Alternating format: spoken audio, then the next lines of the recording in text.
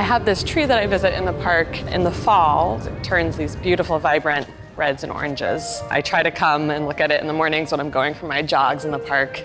And it changes fast in September and October, but it's holding on to a few leaves.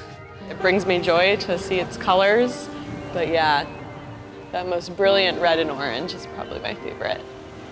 In undergrad, I took a field dendrology course. That was my freshman year and really made me even more fascinated by nature, and so that class was a pretty big one for me.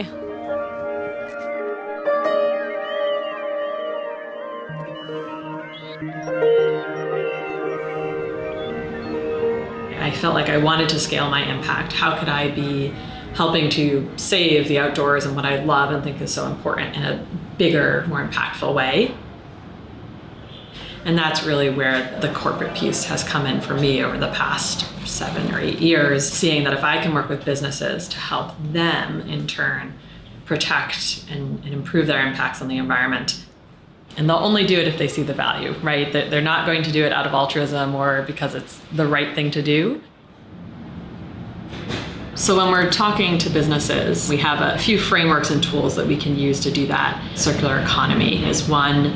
And so circular economy is this idea of helping businesses to shift from a linear business model, which is a kind of take, make, waste, and end of life processes happen. After that, how can we switch from that linear to more of a circular business model where either that waste is looped back into the system or sold as a byproduct for different purposes. Taking a circular economy approach can help a business manage risk better, can also help identify efficiencies that hadn't been thought of before. There are some really neat data points out there that companies perform better on the Dow Jones, for example.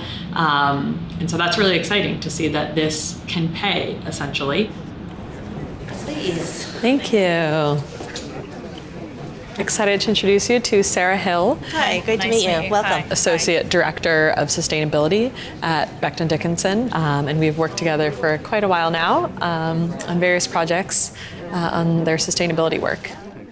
You know, I've done a lot of sessions over the past few weeks hearing about what investors want and what they want to hear more of from big companies such as ourselves. And it's a hard thing to talk about. We've talked about getting that story right on the Planetary Health specifically, of how do you talk about this without sounding too mushy or really showing how it is core to the business. Well, there was a report that came out and they actually assessed the business opportunity working across a couple of the different SDGs, and health and well-being was one of them, and it was like $12 trillion worth of opportunity.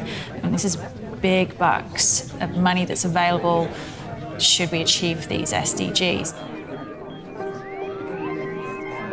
We simply cannot achieve the Sustainable Development Goals without business.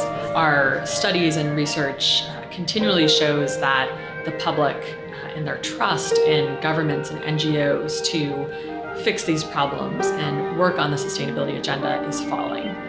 And so businesses have an enormous impact and therefore an enormous responsibility to be contributing to the sustainability agenda.